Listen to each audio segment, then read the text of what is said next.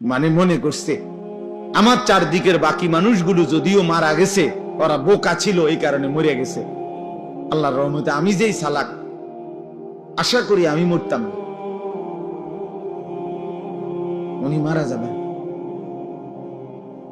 আপনার চাইতে চালাক, বুদ্ধিমান, শক্তিমান মানুষ পৃথিবীতে আগে বেশি ছিল। হযরত আদম আলাইহিস সালাম 60 হাত লম্বা ছিলেন। কয় হাত? 60 হাত।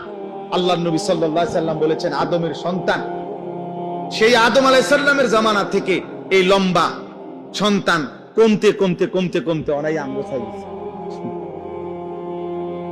এখন আমরা যে সাইজ, এই সাইজ হয়েছে। এখন 6 ফিট মানুষ দেখলে আমরা সবাই গ্রাম চুক্তি, 6 ফিট মানুষ দেখলো এটা আইব কি রকম। 7 ফিট মানুষ দেখলে আমরা সবাই তামসা দেখতে আসবে।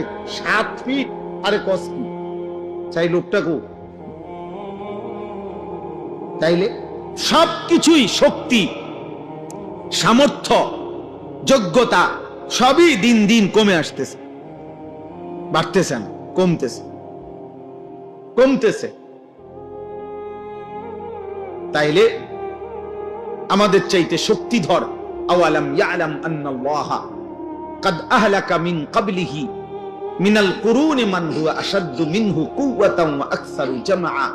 আল্লাহ তাআলা বলেন, হায় বান্দা, আমার প্রতিটা বান্দা তাদের ভাবা উচিত আমি আল্লাহ ইতিপূর্বে তোমাদের প্রত্যেকের পূর্বে তোমাদের চাইতে শক্তিতে বেশি, সম্পদে বেশি এমন অসংখ্য জাতি, ব্যক্তি, গোষ্ঠী, সম্প্রদায় আমি ধ্বংস করে দিয়েছি। আমি 40 হাত লম্বা মানুষ, আজ জাতি ধ্বংস করে দিয়েছি। 300 বছর, 350 বছর, 400 বছর হায়াত পাইতো যারা, এমন দীর্ঘ হায়াতওয়ালা মানুষকে আমি ধ্বংস করে দিয়েছি। উঁচা পাহাড়ের উপরে যারা আস্তা পাথর হাত দিয়ে আইনা, আলগি দিয়া আইনা যারা বাড়ি বানাইতো, ওয়া সামুদাল্লাযীনা